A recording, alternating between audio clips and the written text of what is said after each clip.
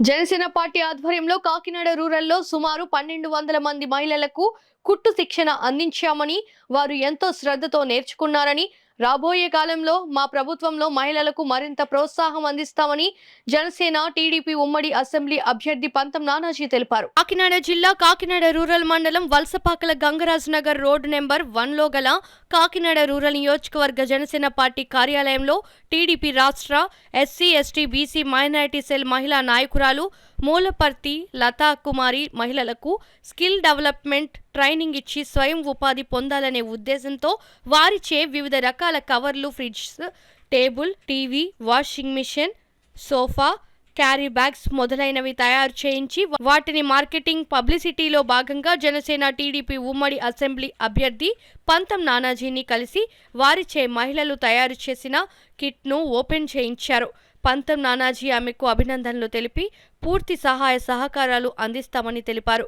ఈ కార్యక్రమంలో తెలుగుదేశం నాయకులు దేవ వెంకన్న, గట్టి రవి, జనసేన నాయకులు వెలుగుబంట్ల సూరిబాబు, అద్దంకి వీరబాబు, దాసరి శివ, పోసిన రాము, జీని శ్రీనివాస్, గేదెల శ్రీనివాసరావు, వల్లూరి రాజా, దెయ్యాల హరిబాబు, దానయ్య, మహిళలు తదితరులు పాల్గొన్నారు. మేము కూడా కాకినాడ రూరల్ కాన్స్టిట్యున్సీలో స్కిల్ డెవలప్మెంట్ మీద ప్రధానంగా దృష్టి పెట్టడం జరిగింది. ఇప్పుడు దాకా 11 ఫుడ్ బిజినెస్ సెంటర్లో మేము ఓపెన్ చేయడం జరిగింది. 11 చోట్ల సుమారు 1000 మంది పైన మహిళలు, కాకినాడ రూరల్ చెందిన మహిళలు ఇవాళ ఫుడ్ బిజినెస్ చేసుకోవడం జరిగింది.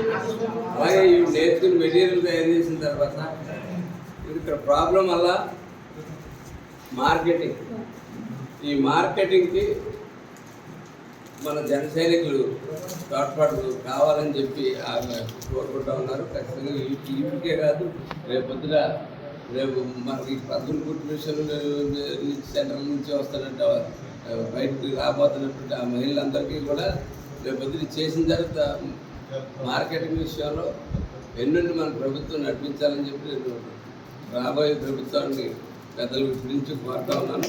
ఖచ్చితంగా అందులో మేము కూడా భాగస్వాములే కాబట్టి ఖచ్చితంగా ఆ విషయం చేయడంలో కూడా నా ప్రయత్నం, పూర్తి స్థాయి ప్రయత్నం చేసి ఉమెన్ ఎంపవర్మెంట్ని గట్టిగా నిలబెడతా అని చెప్పి తెలియజేస్తాను.